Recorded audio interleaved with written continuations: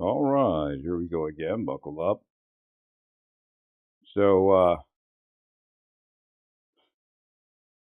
the the transparency idea was pretty good, but transparency, the effectiveness of transparency is relative to the transparent information. You know, that kind of meeting, no. Maybe a little blurb here or there, but not the entire meaning of suck up. You're a bunch of cheeseheads. The world knows you're a bunch of cheeseheads.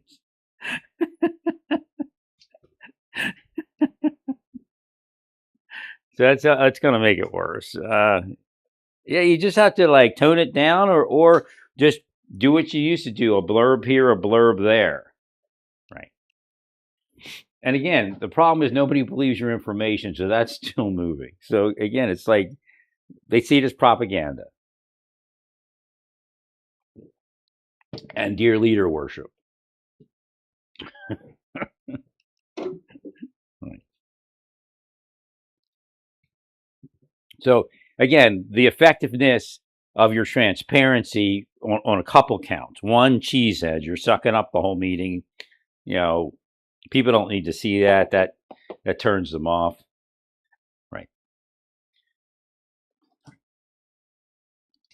Also, they don't believe it anyway. So like the harder you try to be transparent now, the more fake it seems.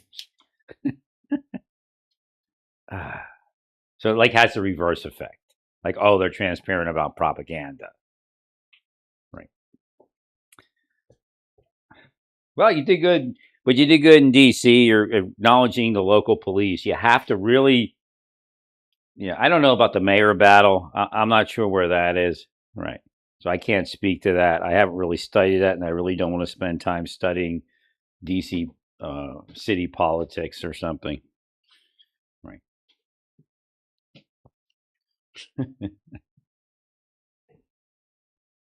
Or policing as far as what the mayor allowed, what the mayor didn't allow.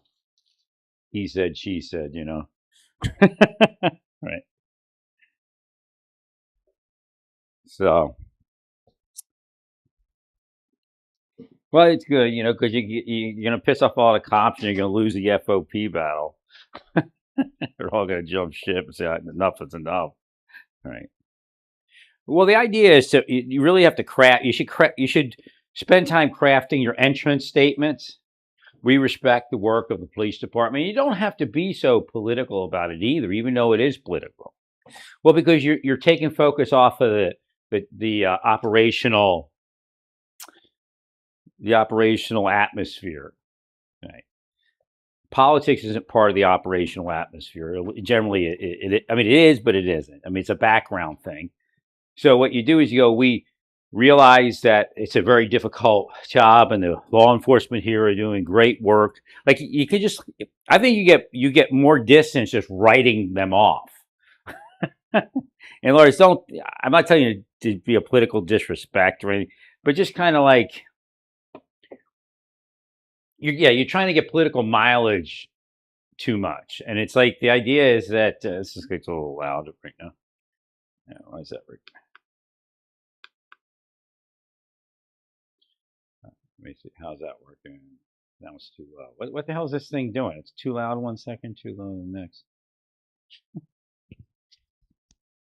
Right, you're trying to get political mileage all the time, and that kind of comes off too much. Well, if you focus more on operational, and like President Trump has secured the world.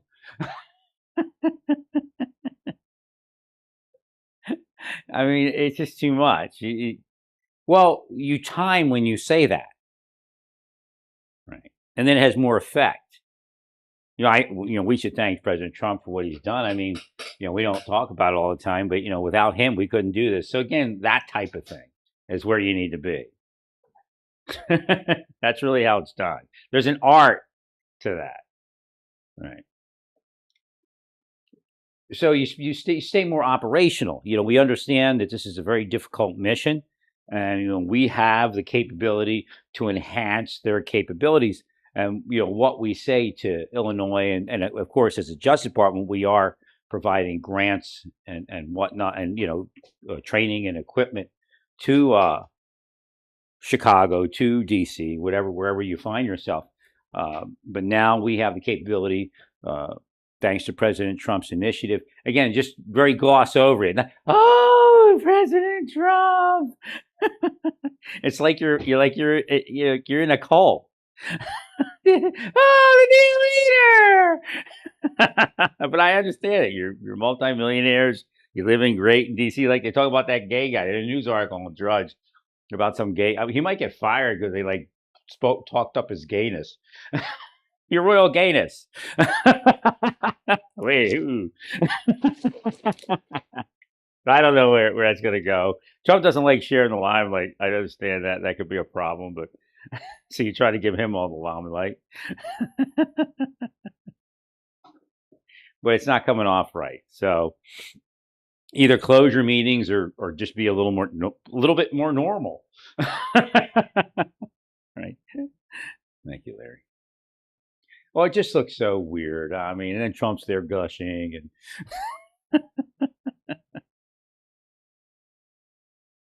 and he's talking about being a dictator. I didn't really listen to all of it, but right. So it's kind of weird. So just stay operational, especially in the law enforcement. Just and we hope that that you could go there with Pritzker. So instead of going like you're saying political jargon, you're speaking political jargon. So if you just say, we hope that Governor Pritzker in the state of Illinois and Chicago City Council will fund you better. We're trying to help you. We have helped you, and now we're here to fix Chicago, or say the same thing in DC if you don't go to Chicago, right? But you have to be careful because at a certain point, the courts may balk at the deployments.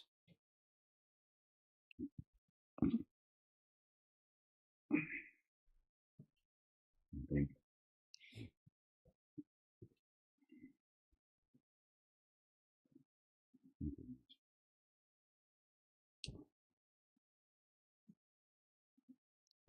Well, I don't know if you should wait for one to end before you begin the next, or right. Well, essentially, they're saying, well, maybe you didn't deploy in the right places. There's a lot of different, this and that going on. But again, you just by the number of people you're putting in there, you're going to be able to fix things. And again, I don't think you're in the wrong places if you're finding people.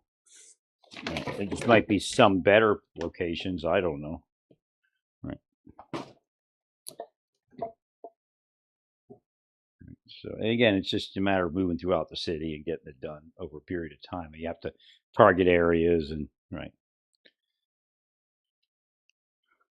Right. So if you're going to bring any type of like politics into it, kind of focus on funding and like hard data, even maybe just, or not even hard data, just, I hope that the state will fund your operations the way you're essentially funding law enforcement in DC and funding law enforcement in Chicago if you go there, in LA, because you're putting money and people in. So it's like having a double budget or something like that. So again, that proves that that's one of the issues. Right. But again, law enforcement has to use it for the right stuff. I think one of the funding issues was that they didn't see that the funding was being applied appropriately. So that was part of defund. It was actually, a lot of people were about refunding it, or not refunding it, but funding it in a different way. They didn't approve of how the money was being spent, right? And sometimes it is questionable. So again, from the law enforcement perspective, it's customer service surveys, maybe, who knows, just to figure out what the people want, so you can give them something that they want, so they don't complain about what you're doing on the other hand.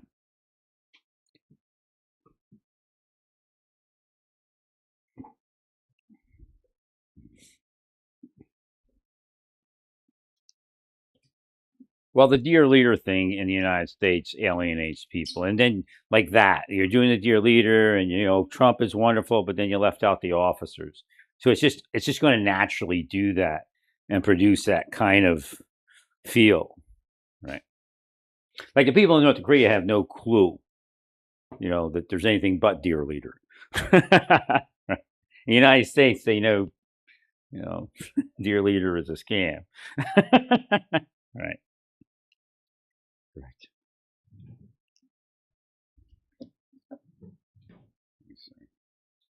Well, that's some things that Trump likes, but it doesn't mean that it's going to work. Right.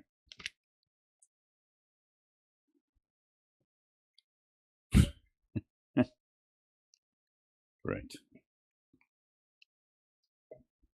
Well, because he doesn't live in China, and he's not going to be like now. All that little extra stuff he did is getting reversed in the courts, and it's going to continue to get reversed. Well, just the way the United States is written in a constitution. If you're not into the Constitution, that's your problem. Not the court. Right. And again, there are some judges that lean left, and there's judges that lean right. And for Trump, he should, as far as saying what should Trump take from something, from the court process that he experienced, and which he really doesn't seem to really care about. He's not reaching in and saying, "Hey, I was out on bond. I violated conditions of release. I got away with all this," and then he turns around and says everybody else has some obligation to be locked up until trial. Right. And I understand, you don't want dangerousness out there, and there are a lot of people that were released that, we don't even know the full, because we don't get the full information. Like, why was the person released? They may not have known about something. You go to these detention hearings and stuff, and bond hearings, and somebody the prosecutor finds something out, at last minute that the pretrial services didn't find out, and they were about ready to release the person, and there was like this risk of flight and a dangerousness question, and then they reversed the whole thing. So again, it's just a matter of, it's kind of a set process, but yes, some people are more liberal than others. Right. If the government can't articulate a reason to detain, they won't be detained. Right. Risk of flight is probably more of a reason, for bail and bond than dangerousness. So I don't know if it's going to make that much of a difference. Now, right, it could be a political thing too. I mean, it can be. Right.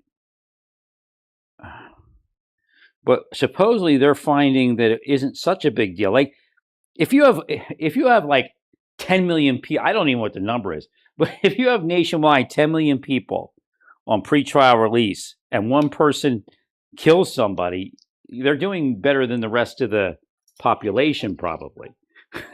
So you see how that works? Right. Well, it may just be statistics. Like if you looked at, theoretically, if you look at, actually it's not statistics, but statistics. If you look at the statistics of people that are released on bond and the number that offend on bond, like violently or something like that, it's probably a low number. And it's probably a lower number than the general population, if you know what I mean. Right. There's more violence going on in the average community than in the people on bond community. That's what I think is what the statistics say. I'm not 100% sure because I didn't look at them, but so it's not real. Because every day people are somewhere committing an act of violence in the United States. And they're not on pretrial release. So you may not actually have a problem with it. I mean, yes, it sucks if a judge lets somebody go. They had some other violent thing in their history. The judge lets the person go, and the person commits an act of violence.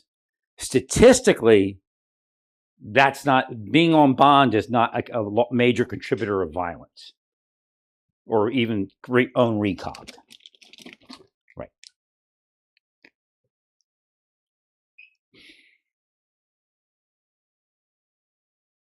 Possible.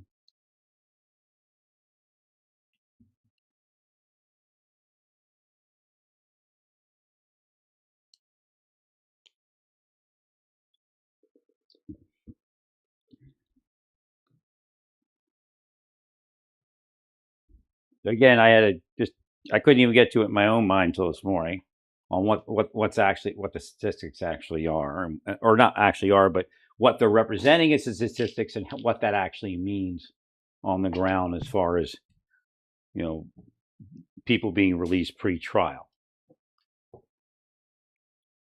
Well, again, you have like this idea that, let's just go with a number. 1 out of 10,000 people commit an act of violence every day. Right? Actually, it's probably one out of, no, maybe not. Maybe that is probably, that might be true actually. But let's say 1 out of 10,000 people, let's say in a given area, commit an act of violence every day. Well, when you look at people on bond, pre-trial, or not even just pre-trial release, own recog, bond, whatever it is, you may be 1 out of 20,000, 1 out of 30,000. Right? It may actually be less than the average community. It's just because they're on bond, you see it. That's what I think statistics are saying. It's not, so the way they are worded is not a major contributor of being on pretrial release is not a major contributor of violent crime. That's what they're saying.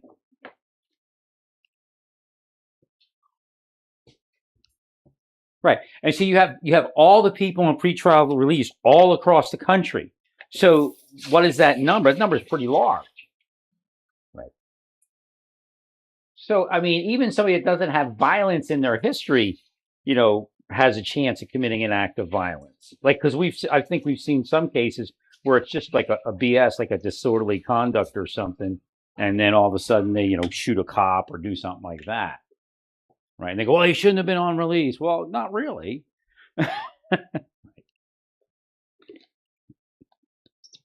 Well, it's just basic, you know, statistics. What are the chances of somebody on pretrial release committing an act of violence? Well, if we look at the standard community, it's 1 in 10,000 every day or something, and then it might, you know, they're actually 1 in 20,000 or 1 in 30,000. So it's actually less of a chance because they're on pretrial release.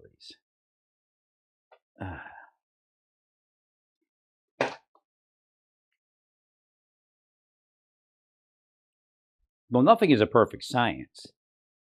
Right. Well, what the administration needs to do probably, and again, it's not good at it, and it may never be, but is to hold everybody else to the same standard they hold themselves to, or vice versa, hold yourselves to.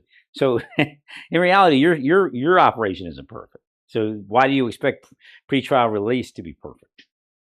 Right.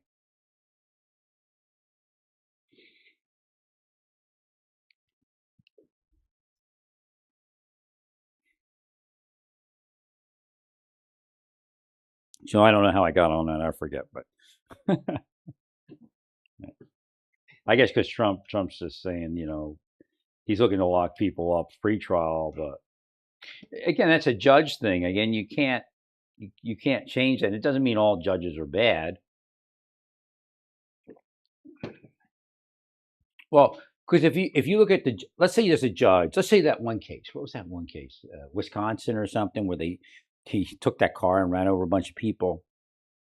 Right. If you look at that judge's history, you may actually, that judge I think had a messed up history. But most judges don't have a messed up history when something like that happens. They're pretty good at judging these things.